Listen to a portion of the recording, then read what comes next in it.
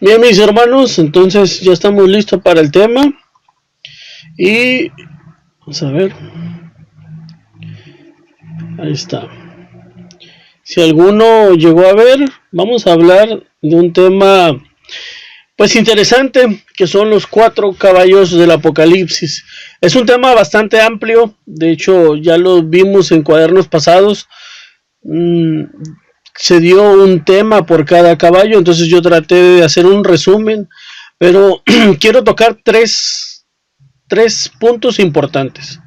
Cuando nos mencionan de los 4 caballos del Apocalipsis, ahí tenemos varios puntos que que nos comparten. Por ejemplo, el mundo secular, cuando se habla de los 4 caballos del Apocalipsis, piensan de una forma. Hay muchas doctrinas, grupos religiosos, cuando se habla de los 4 caballos del Apocalipsis, también nos hablan de otra forma, que es muy parecido a lo secular. Entonces, ¿cómo sabe o cómo nosotros tomamos ese punto para la Iglesia de Dios israelita? ¿Qué significan esos 4 caballos del Apocalipsis? Porque siempre que hay un evento masivo, complicado, lo primero que hace la gente es dice, ya viene el fin del mundo, ya se va a acabar el mundo, ya vienen los 4 caballos del Apocalipsis, ya está pasando todo lo malo, todo lo feo. Entonces, ¿qué son los 4 caballos del Apocalipsis? ¿Cómo lo piensa la gente? Vamos a ver esos puntos. Ahí está, miren, no sé si los han llegado a ver ahí en imágenes. Son 4 caballos, 4 colores diferentes, 4 jinetes, y cada jinete trae algo en particular. Mira, vamos a resumirlo porque ya nos va a ganar el tiempo y sí hay mucho que ver. Lo que les decía y lo que parecía en el video es que cuando se habla de los 4 caballos del Apocalipsis, se dicen que son catástrofes mundiales, que es la guerra, el hambre y la muerte. Incluso la gente considera también el caballo blanco como enfermedades, como pestes.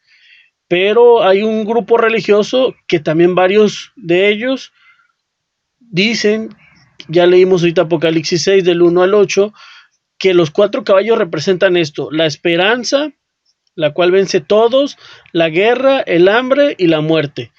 Eso es lo que, según algunas doctrinas, dicen que representan los 4 caballos del Apocalipsis. Ahora, analicémoslo, pues no rápido, pero sí de una forma concisa. ¿Cuál sería el problema o cuál es el talón de Aquiles de pensar que esto es una interpretación correcta? Hay algo que no pensaron bien, no sé si no lo pensaron bien, pero no está correctamente. Hay un talón de Aquiles, algo que les está fallando aquí para que nosotros podamos decir, es que esa interpretación es correcta. Quiero leerlos en los comentarios. Sí, ya no se compartió con los demás, pero pues ya, bueno, que ya se escucha bien. Entonces, a ver, hermanos, ahí está, ahí veo a Aguilar Márquez, Eliseo, Rubiceli, coméntenos, ustedes 3, 4. ¿Cuál sería el punto débil de esta forma de interpretar las escrituras? De decir que los 4 caballos del Apocalipsis puede ser la esperanza, o ustedes creen que sí es una forma correcta de interpretar las escrituras. ¿Ustedes creen que lo que están diciendo ellos están en lo correcto? ¿O cuál sería la forma correcta de interpretar esto? Porque hay un talón de Aquiles en esto. Hay algo principal que tiene su talón de Aquiles de esta parte. Bueno, vamos a analizarlo para que no nos gane tiempo, ¿no? Entonces, miren, cuando nos menciona esto, nos dice, es que mira, fíjate que Jesucristo ya está gobernando. Ah, caray, a ver, ¿cómo que ya está gobernando? Sí, Jesucristo está gobernando desde 1914, pero no en la tierra. No, es que vino, pero se quedó en medio. O sea, no está ni en el cielo ni en la tierra. Y nos dicen, lo que pasa es que en 1914 hubo una guerra que se menciona en Apocalipsis y que a Jesús también lo mencionan como Miguel. Dicen, él expulsó a Satanás y a sus demonios y ahora él ya está gobernando, ¿no? Entonces, desde aquí ya empezamos con problemas. Entonces, yo me hago la pregunta, cuando me dicen esto, entonces, ¿qué pasó? Cristo vino, se sacrificó, resucitó, subió a la diestra del Padre y estuvo ahí un poco más o menos de 1900 años conviviendo con Satanás hasta que se enfadó y le dijo, ¿sabes qué? Pues ya vete para allá abajo y ya no te quiero aquí. O sea, eso es lo que nos están diciendo. Y ahora, otro punto importante es decir, ¿Cristo ya está gobernando? ¿De verdad Cristo está gobernando en estos momentos con todo lo que hay? Si las escrituras dicen claramente que Cristo iba a gobernar, pero iba a gobernar de una forma eh, correcta, buena. Entonces, este, es algo que nos plantea cómo es posible que Cristo ya esté gobernando según algunos grupos y que ese caballo blanco ya está cabalgando y ya está aquí en medio de todos nosotros. Como que no concuerda mucho esa parte. Entonces, seguimos. Bueno, ahí vemos muchas de las situaciones donde no podemos decir que Jesucristo está gobernando. No creo que sea correcta esa forma de pensar. Entonces, no es algo correcto, no es algo que se debe de creer de esa forma. Porque miren, si hablamos de la forma de gobernar de nuestro Señor Jesucristo, Él nos dijo claramente, y muchos pasajes hablan de Él. Por ejemplo, muchos pasajes testifican que el gobierno de Cristo será en la tierra. Salmo 72, 8 lo dice claramente. Ahí es donde va a gobernar. ¿Qué más? Qué más nos dice esto? Que el gobierno de Cristo será de autoridad y poder absoluto. ¿De verdad Cristo ahorita tiene autoridad? ¿La gente le hace caso? Si se están aprobando muchas leyes que van contrarios inclusive a cualquier doctrina. Entonces, ¿él está gobernando con vara de hierro? Como lo mencionan ahí. Yo creo que no. También dice que el gobierno de Cristo en el milenio será de justicia y de paz. Esto se desprende de los pasajes clásicos como Isaías 11, Salmo 72. Entonces, aquí yo pregunto, ¿hay justicia en estos momentos? ¿Hay paz? ¿Podemos decir que Jesucristo ya está gobernando como ese caballo blanco que ya empezó a cabalgar de 1914? Pues yo creo que no. Y luego nos siguen diciendo, mira, la Primera Guerra Mundial, ¿cuándo fue? 1914. Ah, pues ya ves, también coincide. ¿Qué sucedió? Fue la Guerra Mundial, pero entonces, ¿y la Segunda Guerra Mundial? Empezó a cabalgar, se regresó y volvió a empezar. Y no solo eso, entonces, ¿qué pasa con todas las nuevas guerras? O bueno, ¿qué pasa con las anteriores?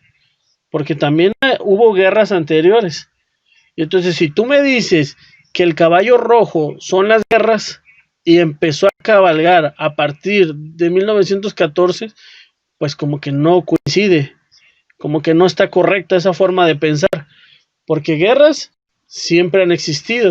Mira, este es un historiador, se llama Cagliani, de historia de Buenos Aires, y comenta, en los últimos 5000 años de historia, la humanidad solo estuvo 900 años en paz, en los cuales los hombres se prepararon para el conflicto siguiente.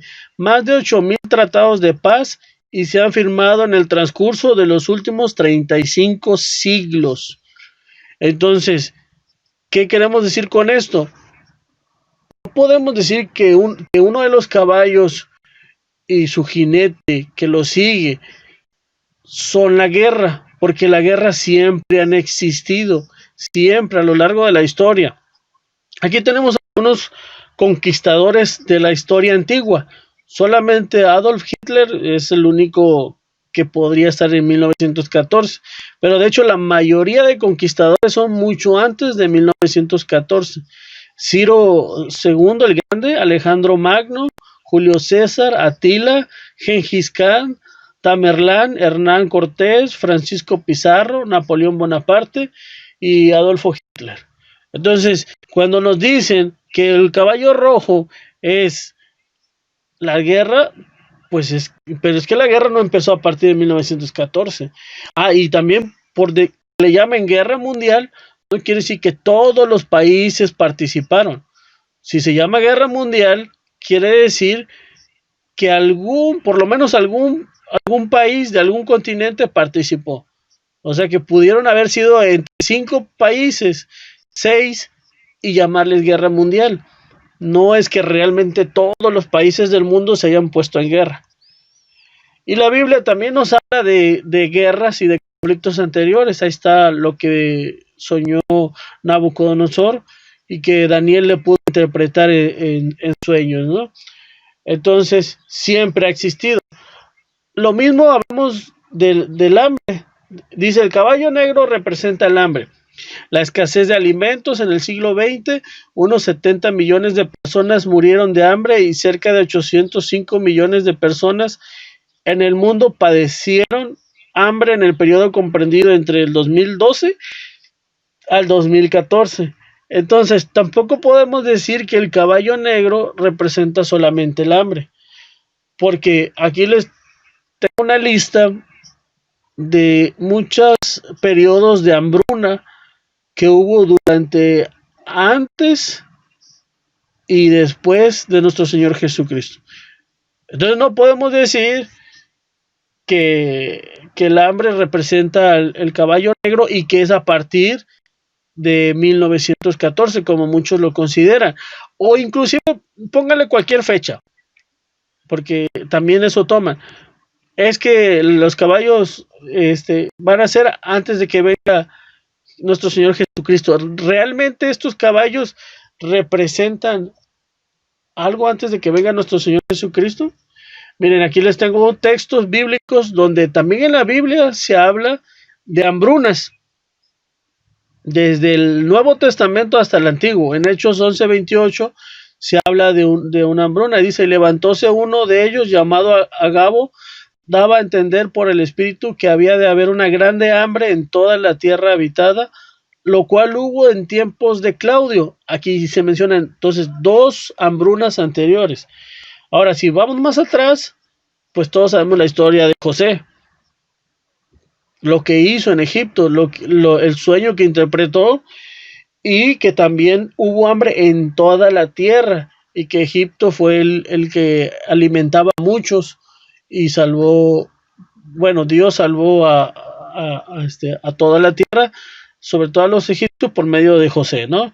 Entonces ahí también se habla de hambrunas. Y todavía vamos más para atrás y también está Isaac, y no solo Isaac, sino también habla de su padre Abraham, que también hubo hambrunas. Entonces, cuando se mencionan catástrofes, cuando se hablan de hambre, de guerras, no podemos decir que esa va a ser la señal exacta antes de que venga nuestro Señor Jesucristo.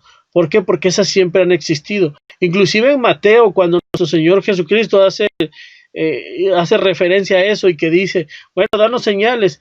Él dice, si va a haber guerras, hambres, rumores de guerra, pestes, pero este es principio de dolores, y cuando lo menciona es porque se van a intensificar.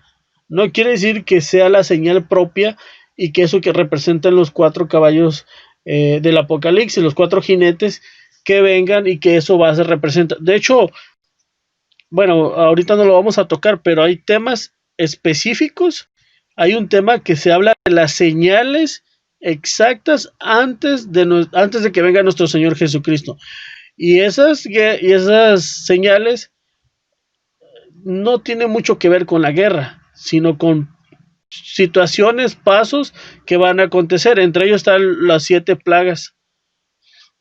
que si vemos ya al final se habla del Armagedón, pero no es como lo quieren mencionar, que ahora Trump se pelea con Corea del Norte, con Irán, y ya empiezan a asustarse, a decir, es que ya vienen los caballos del apocalipsis, sino que hay una serie de acontecimientos que deben de ocurrir antes de eso. Entonces, para nosotros, ahí está también las muertes. Dice, el cuarto jinete representa la muerte por epidemias y otras causas poco después de 1914. Por ejemplo, la gripe española acabó con la vida de decenas de millones de personas. Se estima que se contagiaron unos 500 millones, alrededor de 1 de cada 3 personas de la población. Ese dato también es falso. Si analizamos la historia, miren, ahí está en cifras las epidemias más letales que ha habido alrededor del mundo, incluso hablando de historia moderna. Y la más fuerte es, si alcanzan a ver ahí, la peste negra. Se calcula que alrededor de, fíjense, cifra, 200 millones de personas, a ver, está, sí, 200 millones de personas murieron con esa enfermedad. Entonces, para poner en contexto, ahorita claro, sabemos que lo vamos a hacer con mucho respeto, pero la pandemia que estamos viviendo no se acerca a las enfermedades más letales que ha existido en la historia.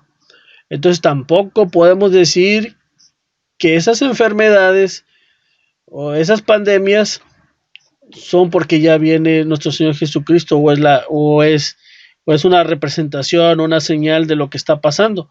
Eso no podemos decir, ¿no? Entonces, con esto nosotros decimos que esas señales que ellos creen de los 4 caballos del Apocalipsis es una forma incorrecta de interpretar esto que estamos en Apocalipsis. La visión de los 4 caballos del Apocalipsis, lo primero que tenemos que tener bien en nuestra mente es que Apocalipsis, la figura central, principal de todo es nuestro Señor Jesucristo. Y en torno a ellos son los hechos únicos e irrepetibles a partir de la primera venida a la tierra de nuestro Señor Jesucristo. Entonces, ¿qué sucedió con nuestro Señor Jesucristo? Porque si leemos Apocalipsis, el 5, ahí empieza y hace referencia de que se le da el rollo y de que ese cordero inmolado es el único que ha podido abrir esos sellos, que es el que abre los sellos. Entonces, ¿qué sucedió a partir de la venida de nuestro Señor Jesucristo? Que es donde ya empiezan, que abre esos sellos y que empieza la visión de los 4 caballos del Apocalipsis. Bueno, ahí están esos 4 caballos y es un hecho único e irrepetible. Acuérdense, no podemos decir que son guerras, que son hambres, porque eso siempre ha existido. Pero ¿qué es lo que sucedió cuando vino nuestro Señor Jesucristo? ¿Qué hizo nuestro Señor Jesucristo? Estaban los judíos y vino y les predicó a los judíos. Pero cuando se fue nuestro Señor Jesucristo, ¿qué hizo? Unió a los gentiles con los judíos. Dice el apóstol Pablo que hay 3 grupos. Sed sin ofensa a los judíos, gentiles y la iglesia de Dios. Entonces, nosotros como iglesia de Dios, ¿qué es lo que pensamos? El único hecho irrepetible, único que vino a partir de nuestro Señor Jesucristo fue que a partir de él conocemos estos 4 caballos como doctrinas. Con su venida de nuestro Señor Jesucristo se hicieron estas doctrinas. Entonces está el caballo blanco, que nosotros decimos que es la iglesia de Dios, nosotros, que la iglesia que formó nuestro Señor Jesucristo. Y ahorita vamos a ver que, si podemos ver en la imagen, tiene un arco, tiene una corona y todo eso tiene un simbolismo. ¿Qué pasó más adelante? También se fundó otra iglesia que nosotros decimos que ahorita vamos a ver las fechas, y decimos que es otra porque tiene totalmente mandamientos, doctrinas diferentes.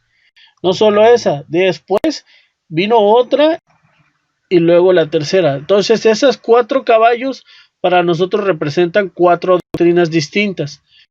La iglesia que vino a fundar nuestro Señor Jesucristo, la iglesia católica, el Islam y el protestantismo. Y incluso va en ese mismo orden. Vino nuestro Señor Jesucristo a partir del año 26, que es cuando empieza su ministerio, empieza a hablar. Desde ese momento se empieza a mencionar que él ya traía una doctrina. La iglesia católica, lo mencionamos con el sábado, con la doctrina de la Trinidad. A partir de la fecha principal es el 325 después de la era cristiana. A partir de ese momento es cuando definitivamente rompen. Fueron poco a poco cambiando. Cambiaron el sábado por el domingo. Ya lo dijimos con el 321. Cuando decía, bueno, ahora va a haber libertad y que todos los que trabajen descansen el domingo. Poco a poco fue haciendo, pero el 325 fue el punto clave en el concilio de Nicea, cuando dicen definitivamente no, el sábado es el sábado, lo vamos a cambiar por el domingo. Vamos a hablar de la Trinidad. Hay una guerra entre Arrio y Atanasio.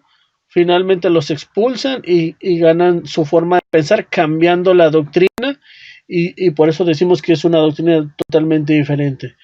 En el 625, Mahoma empieza también con su doctrina. En 1517, también cuando se hacen las tesis, y que aparentemente están en contra de la iglesia popular, pero vamos a ver que más que en contra hay muchas cosas a favor.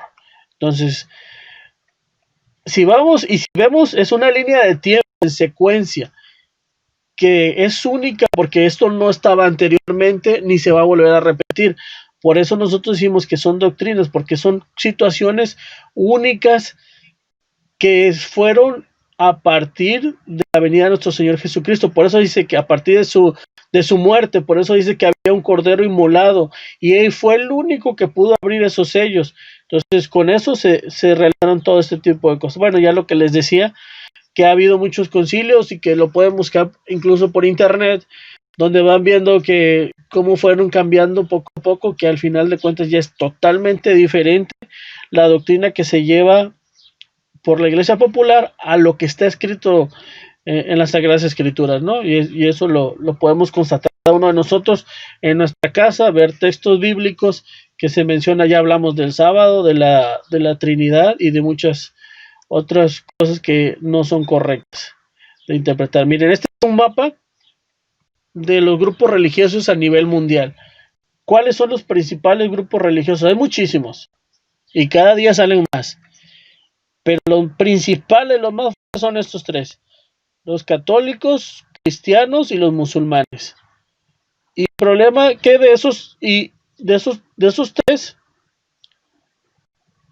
uno es muy pequeño, que es el judaísmo, pero del judaísmo indudablemente salieron esos 3. Y ahorita vamos a decir por qué y explicar por qué del judaísmo se copiaron, modificaron y pusieron esos 3 tipos de esas 3 religiones.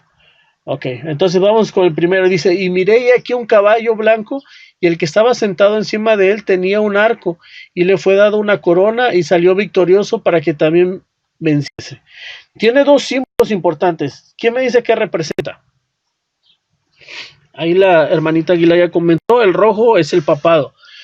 Sí, ahorita lo vamos a ver. ¿Qué representa la corona y qué representa el arco? Miren, la corona, primero, el jinete, ¿quién es? Jinete para nosotros es nuestro Señor Jesucristo. A él lo podemos leer en Apocalipsis 19, 11, 13 y Salmos 45, 4. Vamos a leerlo. Apocalipsis 19. También tantito. Del 11 al 13. Aquí se habla del mismo jinete, nada más que hay un cambio. Es de lo mismo que se está hablando en los Apocalipsis, pero vamos a ver un cambio.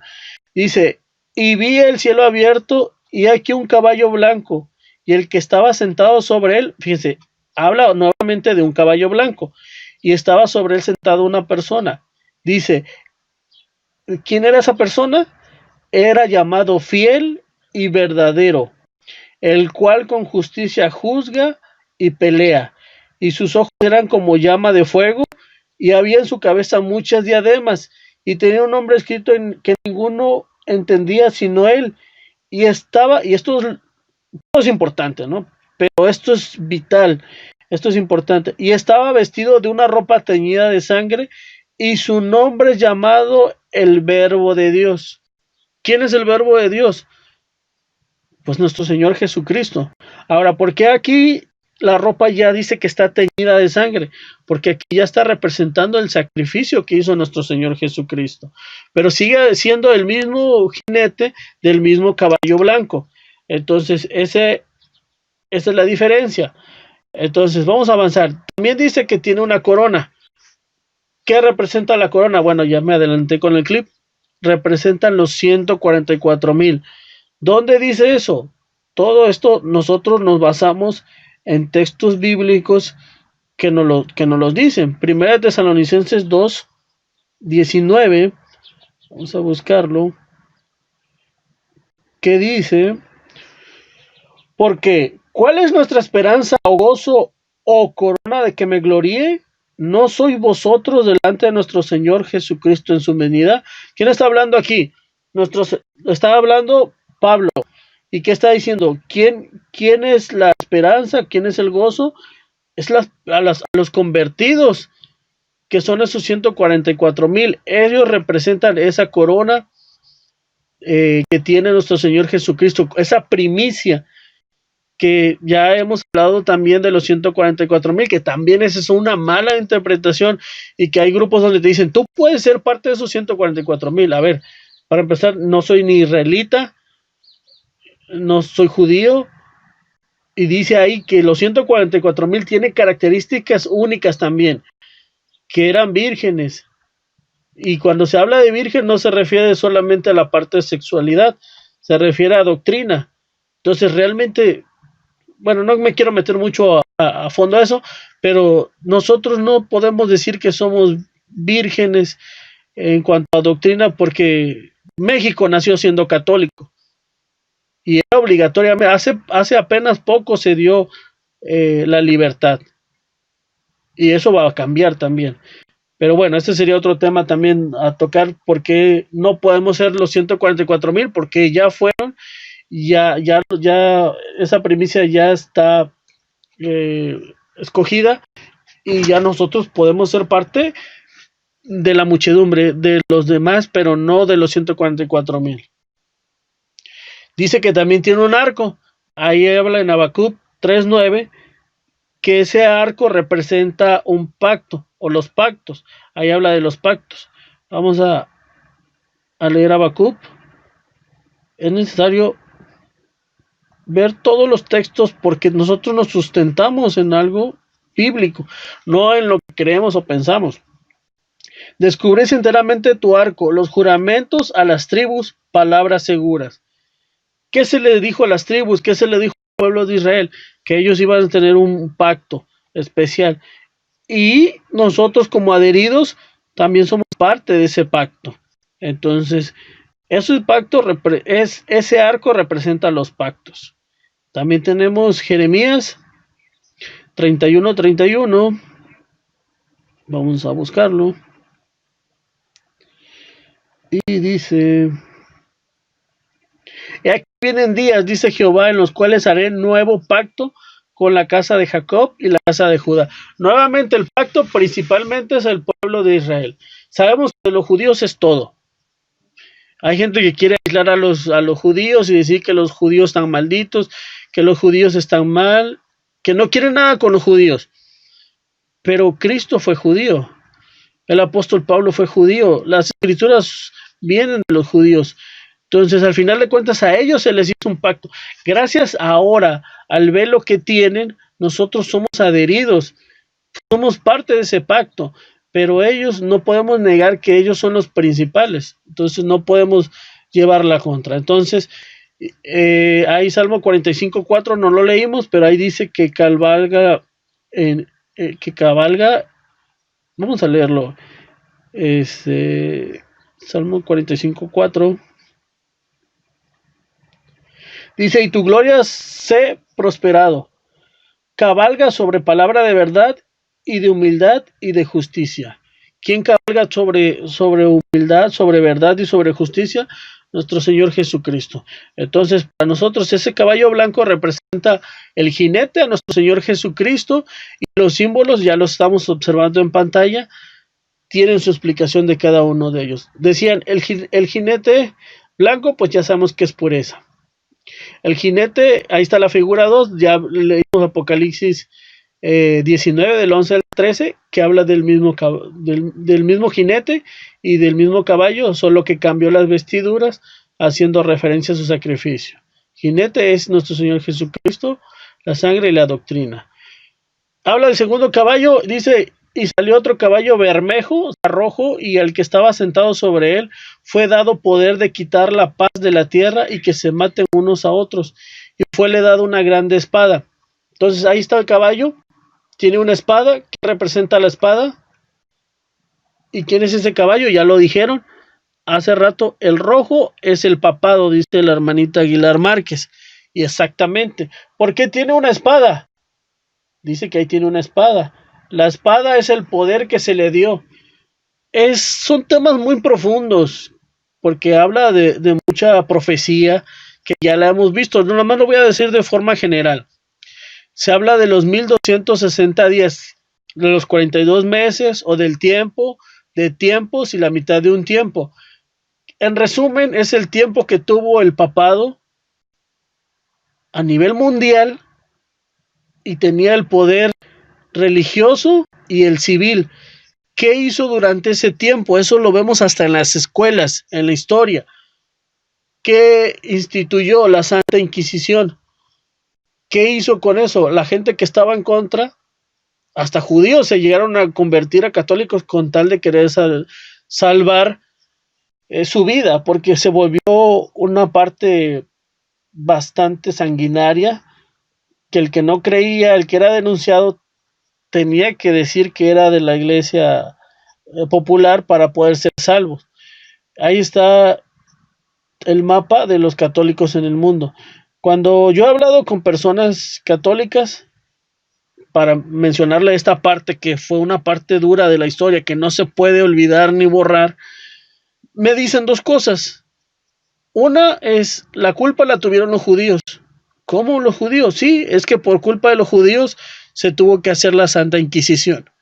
Y otra me dicen, no, pero es que realmente no murieron tantos. Fueron como unos 100, 200 personas. Pero la historia no se puede borrar. No se puede engañar a la gente. Ahorita con los medios, cualquiera busca un video por internet y se puede ver todo lo que sucedió, ¿no?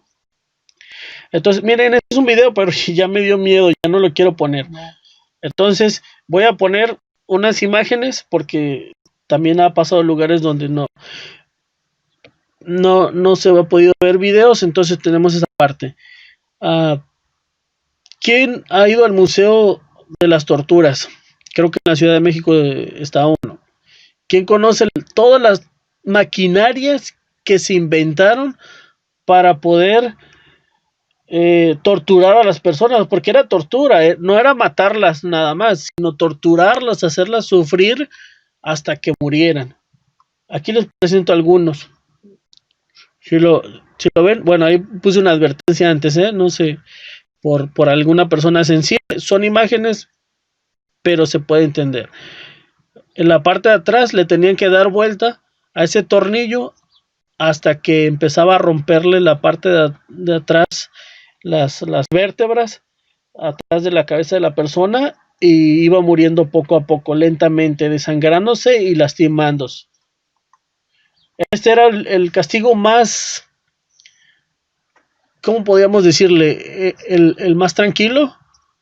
Le ponían una máscara y le ponían el barril que estaba lleno de suciedad, de desechos, donde se le ponía en medio de las plazas y la gente se burlaba. Pero era el castigo más tranquilo, donde la gente golpeaba a la gente que estaba ahí porque había cometido algún delito menor. Pero, por ejemplo, miren, no sé si se alcanza a ver en esta imagen, pero esta es una silla llena de clavos. Se sentaba la persona con peso y poco a poco los clavos iban rompiendo la piel de la persona y empezaba a desangrarse hasta que moría. Estas son unas garras, ponían a la persona como está en la foto y la empezaban a torturar, la empezaban a desgarrar toda la piel y sí, finalmente iba muriendo desangrada. Esta es la rueda donde también le iban rompiendo los huesos, la columna.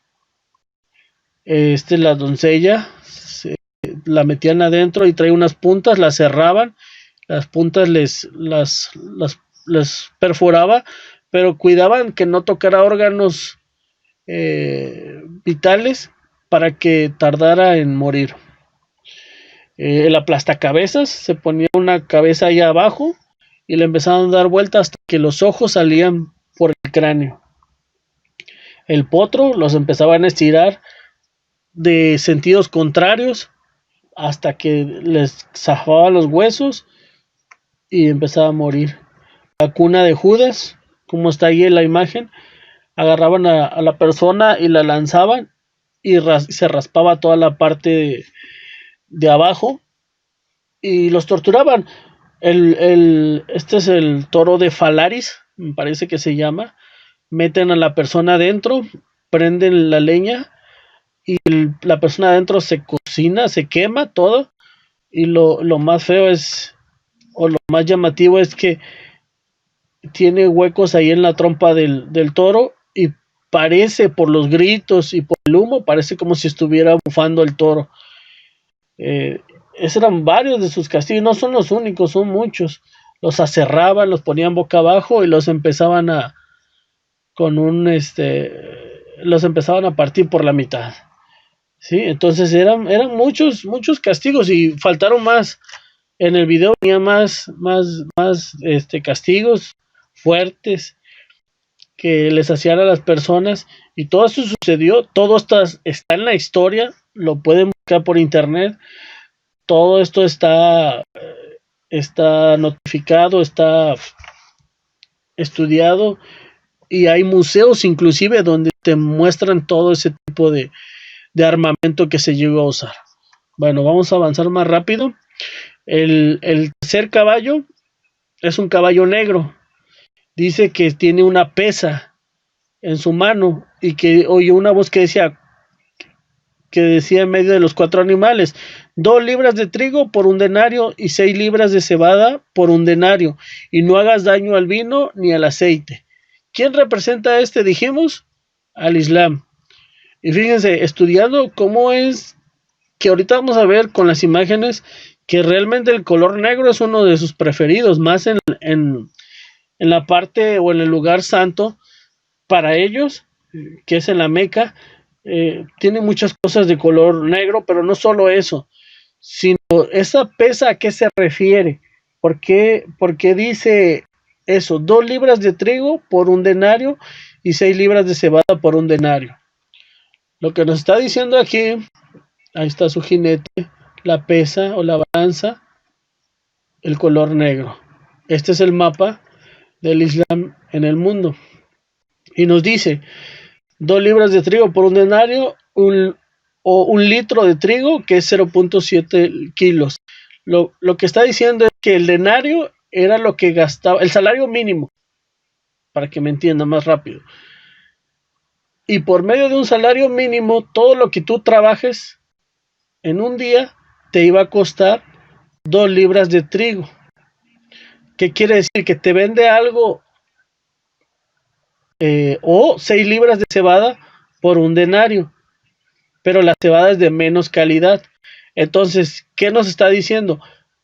Que esta doctrina te vende algo mal y caro. Entonces, eso es lo que nos está diciendo.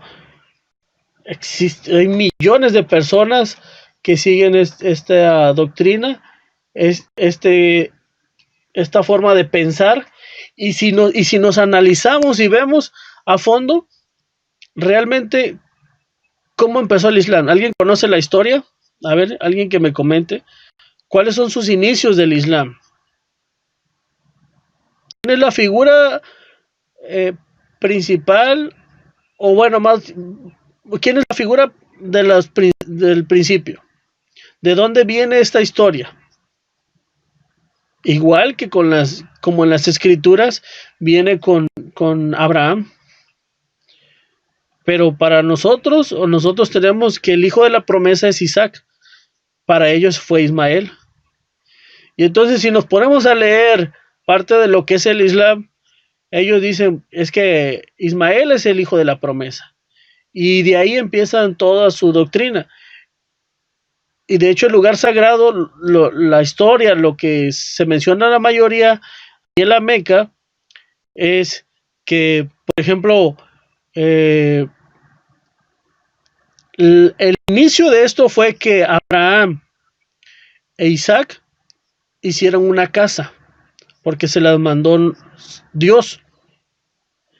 Pero es su Dios, porque a veces lo decimos por Alá, y Alá también es Dios. No, no podemos decir que Alá es igual a Dios, porque es un Dios diferente, con mandamientos diferentes. No son iguales, no es lo mismo.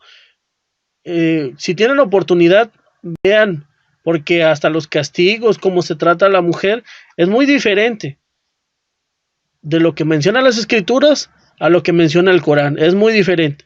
Entonces, regresando a la historia, cuando hablamos de Mahoma, del Islam, de todo esto que sucedió,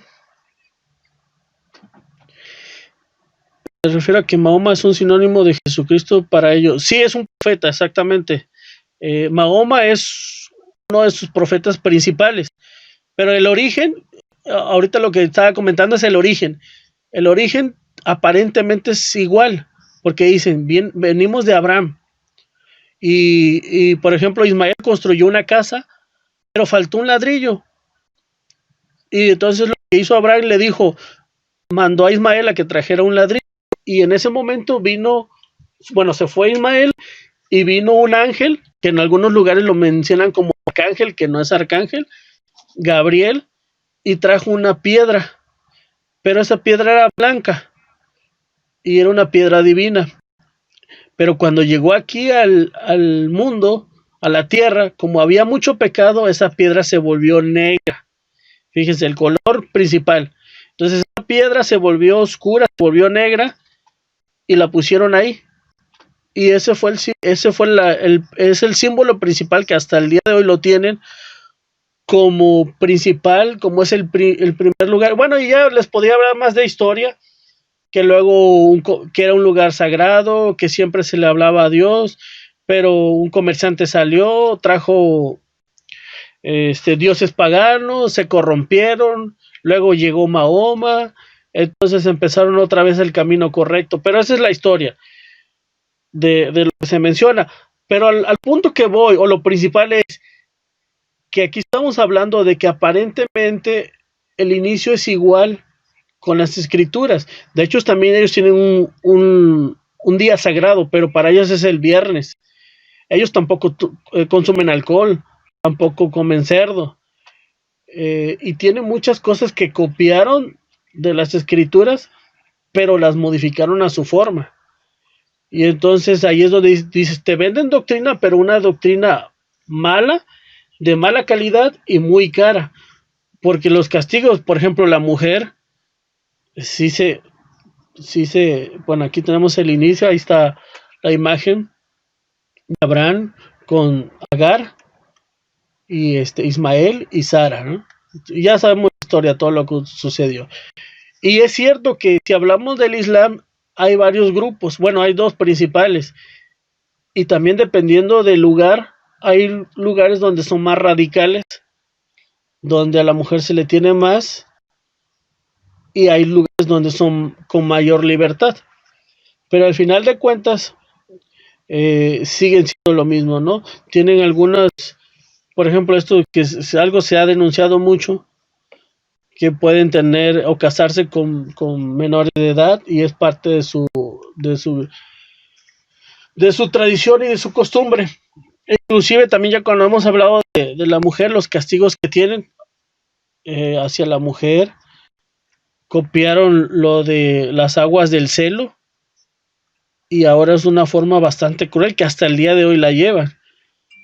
Pero bueno, luego podemos profundizar más. Siguen teniendo ellos esclavos, siguen pudiendo vender,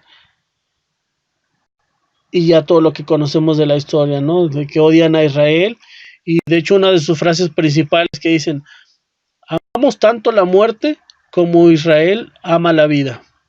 Imagínense, preferimos que se mueran muchos de nuestros hijos con tal de que los judíos sufran, así como ellos prefieren la vida. Pero esa es su forma de pensar, ¿no? Ahí está todos los grupos musulmanes que hemos hablado, que el territorio de Israel, que siempre que se defiende, todas las noticias hablan del Goliat de Israel y el pobre David musulmán, pero la realidad es otra. Pero luego podemos hablar más a fondo de eso. Ahí está la parte más sagrada para ellos. Está protegida, y vean el color. Y a un lado se llama el templo de la Cava, y la piedra negra en la Meca, que inclusive ya se tuvo que proteger porque ellos van y tocan esa piedra como algo sagrado, como algo único, ¿sí? Entonces ese también es un video, no lo vamos a poner. Y el otro caballo, que es amarillo, ya para resumir, nuestros hermanos obreros, ministros, diáconos, ayudas, obreros laicos, nos han hablado mucho estos días sobre la lepra. ¿Qué color es la lepra? Así como amarillo verdoso. Y entonces hacen esa similitud, que tener lepra pues es una enfermedad que en ese tiempo no se curaba, que era algo malo. Entonces este caballo tiene ese color también, esa lepra. ¿Eso qué tiene que ver? Bueno, que esto aparentemente te lleva a un... Primero te lo ponen como si fuera algo bueno, como algo en contra de por ejemplo, de la Iglesia Popular. Para nosotros el jinete es Martín Lutero, y dice que lleva a muerte, hambre, tiene la potestad de una cuarta parte de la gente de poder. Romanos 6:23, vamos a darle lectura rápidamente. Dice: porque la paga del pecado es muerte, mas la dádiva de Dios es vida eterna en Cristo Jesús, Señor nuestro. Entonces, ¿qué características tiene este caballo y este jinete? Que te va a llevar a la muerte y también te va a dar hambre. ¿Por qué? Aquí está el mapa del cristianismo en el mundo. ¿Cuántos grupos religiosos conocen en el mundo? ¿Cuántos de esos grupos religiosos guardan el domingo y cuántos guardan el sábado? ¿Cuántos de esos grupos religiosos celebran cualquier festividad y ya no celebran las fiestas de Dios? ¿Cuántos de esos grupos dicen: yo soy salvo por gracia, la ley ya no va, ya no necesito seguir ningún mandamiento, ya Cristo vino y se sacrificó, yo ya no necesito hacer nada, ya soy salvo por gracia, solamente con creer en Jesucristo, listo? Pero eso es lo mismo que dice la Iglesia Popular. Entonces, ¿cuál es el cambio? ¿Cuál es la diferencia?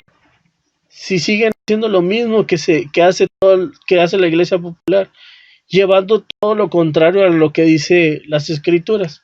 Porque mismo Jesucristo dijo: yo no vine a abrogar la ley ni los profetas, yo vine a cumplir.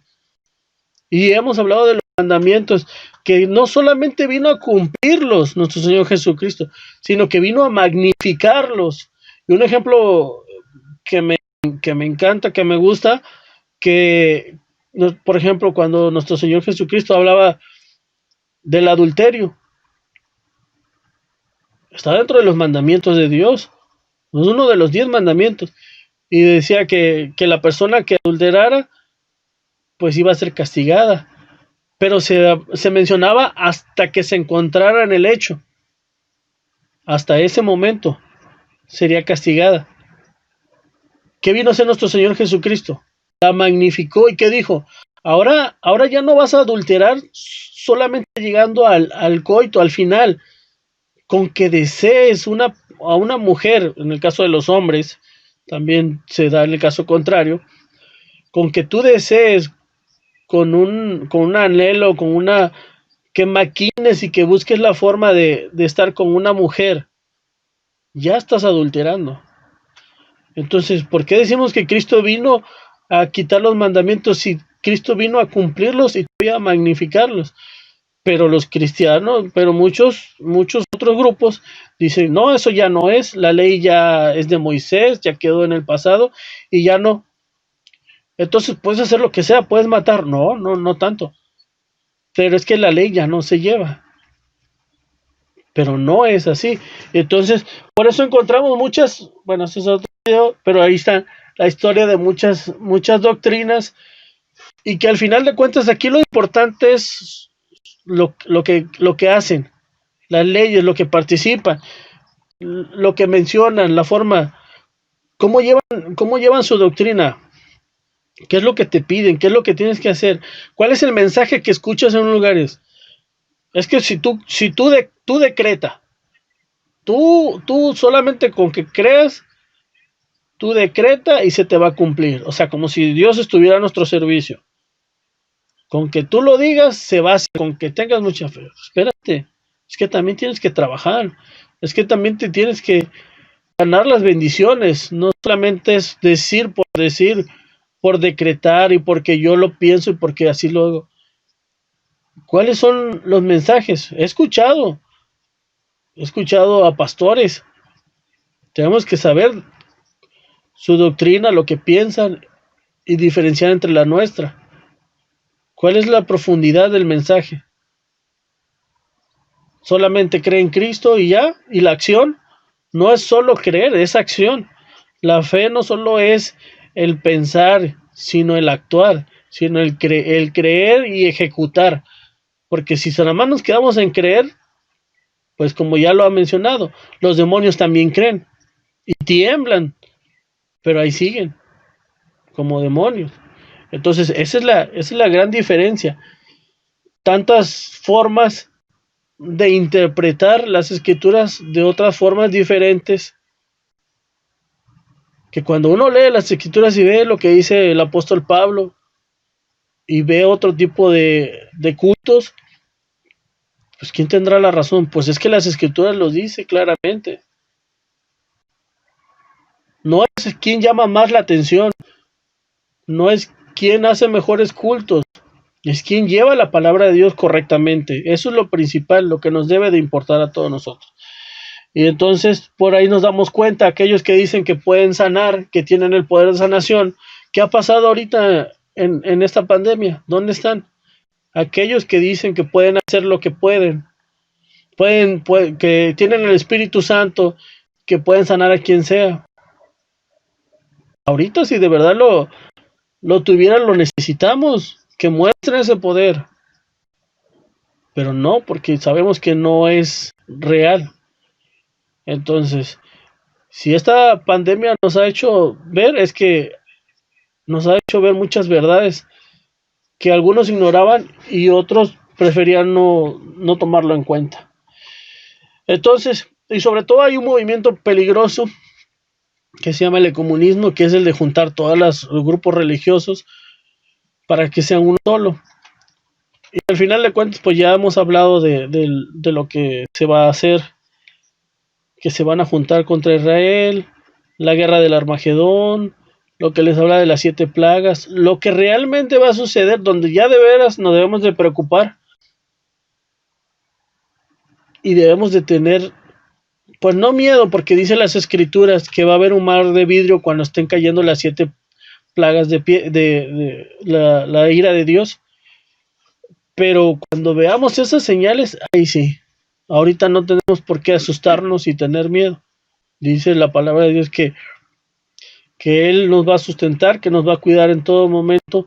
Y en ese momento vendrá también incluso la lluvia tardía, donde ahí realmente se van a hacer milagros, milagros reales, así como lo acontecido en Pentecostés, en esas que ya hablamos, cuando hasta la sombra, los pañuelos, son solo llevar, había muchos milagros.